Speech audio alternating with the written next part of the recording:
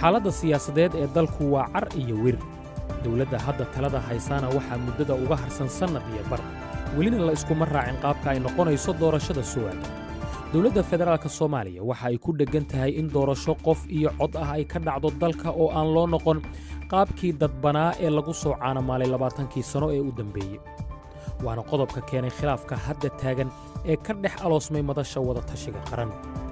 barnaamijkeenna galkana arrintaa ayaannu ku faaqidaynaa soo dhowaada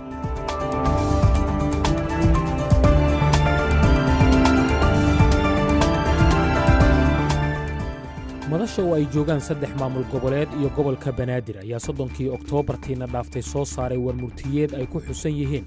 qodobo muhiim u ah hannaanka siyaasadeed ee Soomaaliya iyo habraaca doorashada soo socota kaasoo ay ku saxiixan yihiin ra'iisul wasaaraha Soomaaliya ra'iisul wasaare ku-xigeenka koowaad madaxweynaha Koonfur Galbeed madaxweynaha Galmudug madaxweynaha Hirshabeelle iyo gudoomiyaha gobolka Banaadir taas oo ay durbadiiba gaashaanka ku dhufteen xubno ka mid ah mucaaradka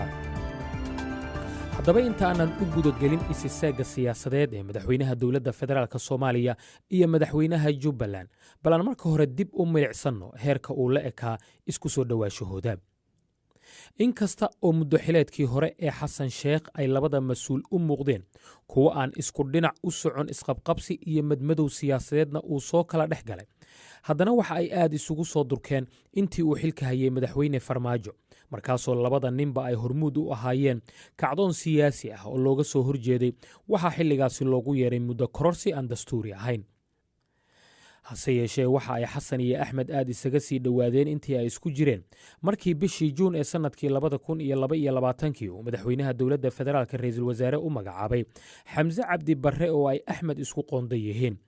inkasta oo dadka labada dhinacba ku dhowdhow ay sheegayaan in magacaabista Xamse aysan ku iman oo kaliya soo jeedinta madaxweynaha Jubbaland marka la eego xiriirka fog ee ka dhaxeeyay Xasan Sheekh iyo Xamse Barre haddana tallaabadaasi waxa ay sare u sii qaaday kalsoonida ka dhaxaysa labada dhinac maadaama uu ra'iisul wasaaruhu aad ugu dhowaa Axmed Madoobe isaga oo sida la sheega ahaa qofkii ka shaqeeyay in Axmed dib loo soo doorto xilligaas ra'iisul wasaaruhu waxa uu ahaa gudoomiyaha guddiga doorashada Jubbaland arrintaasi ayaa keentay inuu xumaado xiriirkii ka dhaxeeyay madaxweynayaasha Jubbaland iyo Puntland iyadoo kan dambe uu u arkay in saaxiibkiisii ay soo wada halgameen uu dhabarka ka toogtay laakiin khilaafkaasi waxba kama bedelin xiriirka sii kordhayay ee ka dhaxeeyay Xasan Sheekh iyo Axmed Madoobe madasha ayaa shirkeedii 2023 oo Baydhabo ka dhacay ku go'aamisay in madaxweynayaasha maamulada uu waqtigu ka dhammaaday iyo kuwa uu gabaabsiga ka sii yahayba min sanad loo kordhiyo doorashana looga dareero maamuladaasi bilaha November iyo December ee sanadkan 2024 ee aynu ku jirno maamuladii xilligaasi shirka ka qayb galay tallaabadaasi aad ayay u soo wada dhaweeyeen haddaba khilaafka madaxweyne Xasan Sheekh iyo madaxweyne Axmed Madoobe goormuu bilowday in uu dusha sabeeyo oo dadka qaarkiina ay dareemaan in labada nin aanay sidii hore isku ahayn marka laga soo tago xiriirka Xasan iyo Axmed ay horay u lahaayeen waxa isku soo dhawaashahooda iyo isku xirnaantooda udub dhexaad u ahaa ra'iisul wasaare Xamse Cabdi Barre oo ay Xasan iyo Axmedba wax badan wadaagaan laakiin markii ugu horeysay ee la dareemay xiriirka ra'iisul wasaaraha iyo madaxweynaha Jubbaland in uu liicayo waxa ay ahayd horaantii bishii Juulaay ee sanadkan xilligaas oo baarlamaanka Jubbaland uu wax ka bedel ku sameeyay dastuurka maamul goboleedka si gogosha loogu xaaro in Axmed Madoobe uu mar kale noqdo madaxweynaha maamulkaasi khilaaf ka dhashay dood labada dhinac dhex martay oo lagu kala istaagay ayaa qarka u tagtay in ay bannaanka u soo baxdo laakiin waxaa labadaba lagu qanciyay in aan khilaafkooda daboolka laga qaadin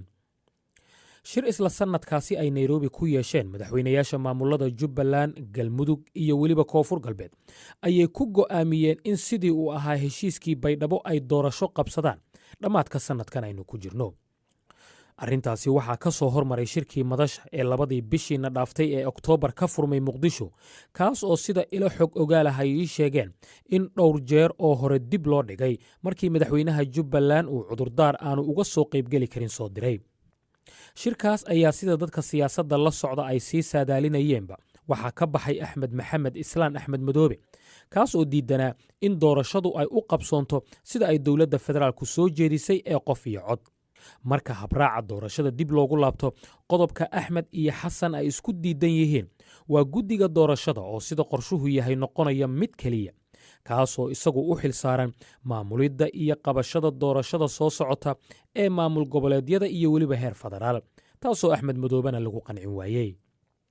Axmed ayaa fursad u arkaa in isagu uu qabto doorashada maamulkiisa xilligii horey loogu heshiiyey una qabsoonto sidii uu horey ugu qabtay. waana qodobka la isku mari waayey mar kale ee keenay in ugu dambayntii madasha oo ay Puntland horey uga maqnayd Jubbalandna ka baxday ay soo saarto war murtiyeed ay ku qeexan tahay hannaanka loo aadi doono doorashada soo socota. arrintaas ayay dadka siyaasadda indha-indheeya u arkaan mid sii kala fogeyn karta Soomaaliyada markeedii horeba qaybsanayd.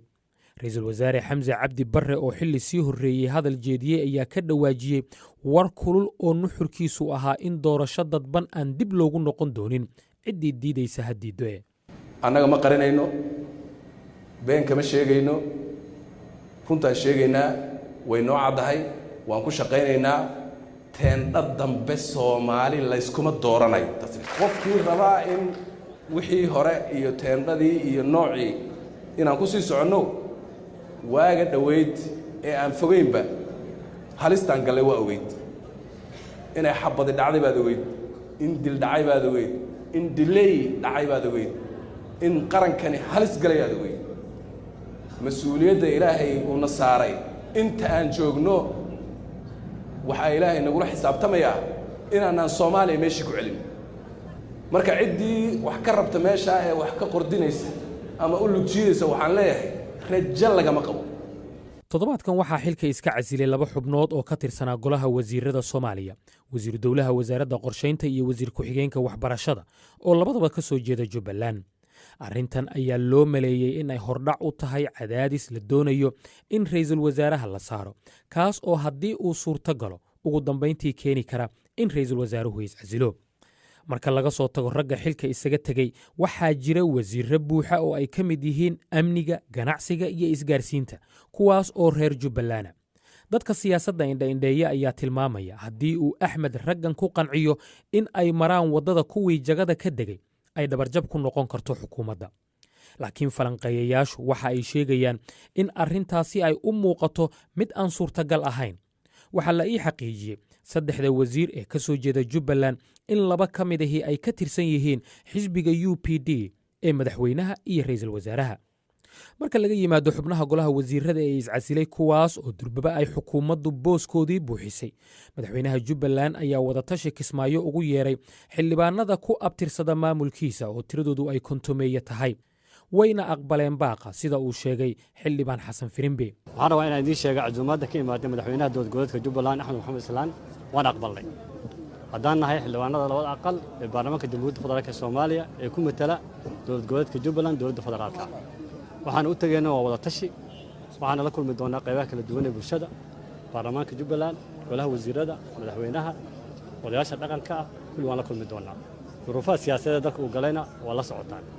waxaan rabaa intaas inaan kugu daro in xildhibaanada aqlabiyadooda Jubbaland xildhibaanadooda waxay ka kooban yihiin 51 in ka badan 40 ayaa gaari doonta dowlad goboleedka Jubbaland oo confirm gareysay hadda inay aadi doonaan dowlad goboleedka Jubbaland. inta kalena waa in wasiiro ah oo xildhibaano ah oo saaxiibadeen ah oo aan ognahay duruufaha ay ku jiraan laakiin aqlabiyadii dadkii xildhibaanada labada aqal halkaas marayaan. markii shirka wadatashigu uu soo idlaaday madaxweynaha Soomaaliya ayaa madal uu dhalinyarada kula hadlayay ka sheegay in iyagu ay ka go'an tahay in ay qabtaan doorasho aan tii hore ahayn. dhammaanteed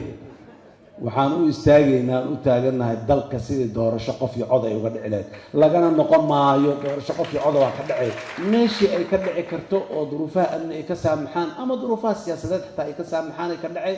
meeshii ay ka dhici weyda haddii amni darre uga dhici weydana amnigeeda inaan sugno oo berri ay ka dhacdaan ka shaqayn doonaa hadday siyaasad ahaydna inaan siyaasaddii walaal u dhahno maxaan ku rahdahay aan hoos fadhiisano daba kacnaan ka shaqaynaynaa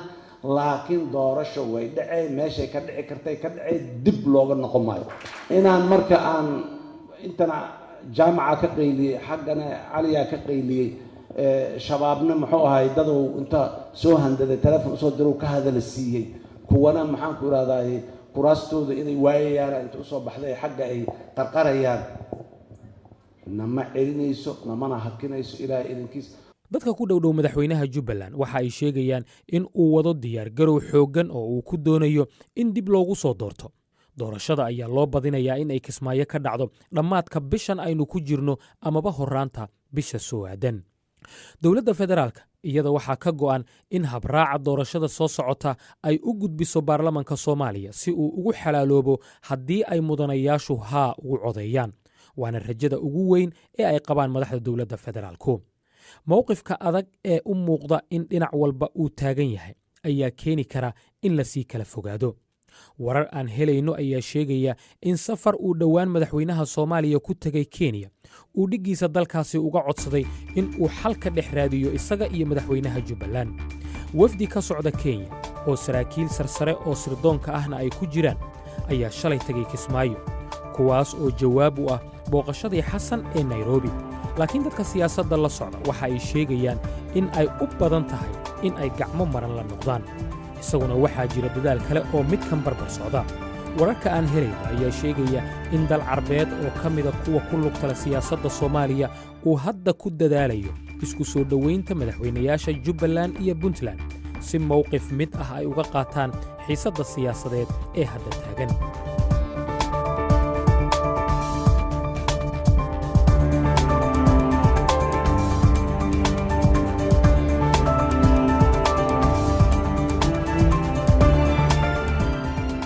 dhegaystayaal waxaan idin xusuusinayaa in aan la xiriiray dhammaan dhinacyada uu barnaamijkan khuseeyo weli jawaab kamaanan helin. marka ugu horraysa ee aan xiriirkooda helnana waan idiin soo gudbin doonnaa.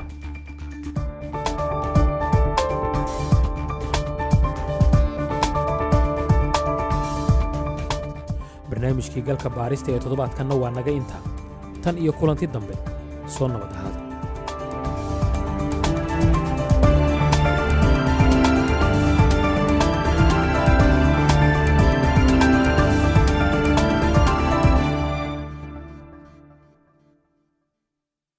Kama biashara iko down na unahitaji ka top up, endeleza biz na boost ya biashara upate up to 400k ya kutumia instantly hata ukiwa na insufficient funds kwa tili yako. Download na uinstall M-Pesa Business App. Bonyeza transact alafu boost ya biashara service. Kwa terms and conditions utabonyeza accept na uweke M-Pesa pin yako.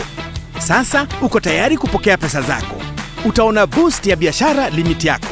Hizo sasa ndizo pesa zako za kutumia. Bonyeza transact kuzitumia. Na ni hivyo tu, M-Pesa Boost ya biashara iko hapa kuendeleza biashara yako. Endeleza biz na boost ya biashara. Get up to 400,000 shillings to pay with your Lipa na M-Pesa business till even when you have insufficient funds and enjoy a 24-hour interest-free period. Download the M-Pesa Business app or dial *234# to opt in ufanye biz iwe non-stop.